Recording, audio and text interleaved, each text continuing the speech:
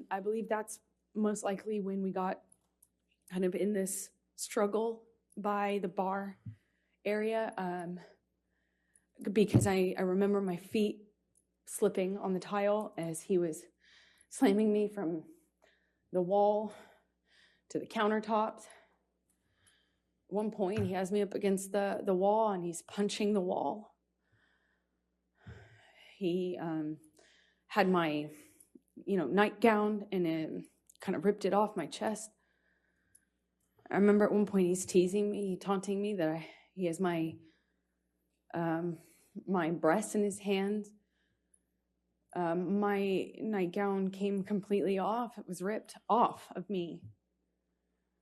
So I was naked and I'm slipping around on this tile and trying to get my footing.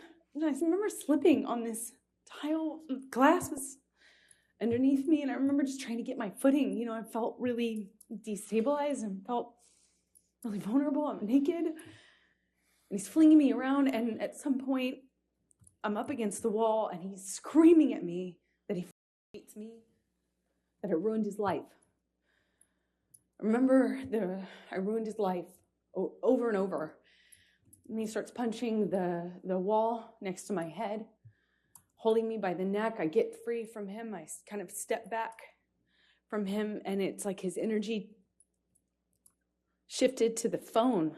There's a wall-mounted phone on the wall next to where my head was, and he went from punching the wall to like realizing there was a phone there, and he picked up the phone and he's screaming. He's Rah! Like at the top of his lungs, screaming, "I hate you. I hate you. You ruined my life." And screaming at the top of his lungs, he picks up the phone and starts bashing the phone against the wall where I was just being held. And I remember kind of having some distance on what was happening and watching him do this. And it was like his energy had shifted, and I was that phone all of a sudden. And he was just over and over again smashing this phone into the wall, over and over again, screaming at me. And I was watching the phone every single time he pulled his hand back. It was just breaking into pieces. I remember thinking this phone is disappearing. He was smashing it to smithereens, just going into the wall. And at some point, he's on top of me, no phone, but screaming the same thing. "I hate you. You ruined my life." I'm on the countertop. He had me by the neck, and he felt like he was on top of me, and I'm looking at him in his eyes, and I don't see him anymore. It wasn't him. It was black. I've never been so scared in my life. It was black. I couldn't see him. And he was looking at me, and I was trying to get through to him. I was trying to say to him in some way that it was me. I was trying to get through to Johnny, and I couldn't see him. I couldn't see him at all. And my head was bashing against the back of the bar, and I couldn't breathe. And I remember trying to get up, and I was slipping on the glass. My feet were slipping. My arms were slipping on the countertop. And I remember just trying to get up so I could breathe, so I could tell him that he was really hurting me. I didn't think he knew what he was doing. I don't know how.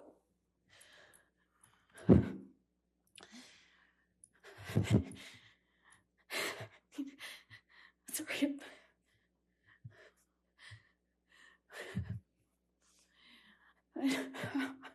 I'm sorry.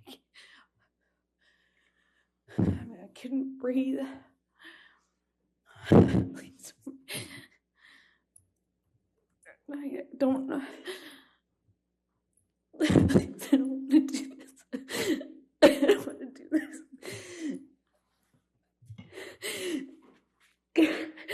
I couldn't breathe. I couldn't get through to him. I couldn't get up. I couldn't get up. And I don't know how that ended. I don't know how. I don't know what happened next. I don't understand.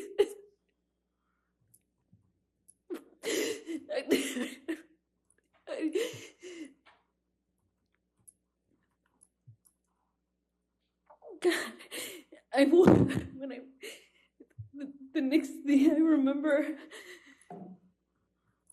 I was bent over backwards on the bar, meaning my chest was up. I was staring at the blue lights, and my chest was on this. My back was on the countertops,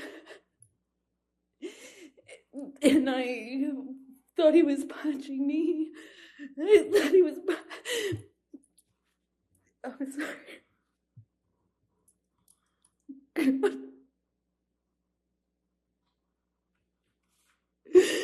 He was. I felt this pressure. On my pubic bone. He said he was punching me. I just saw his arm. I could feel his arm moving, and it looked like he was punching me. But I could just feel this pressure. It was like it kept hitting. It didn't feel pain. It was just a pressure on my pubic bone, and I don't know.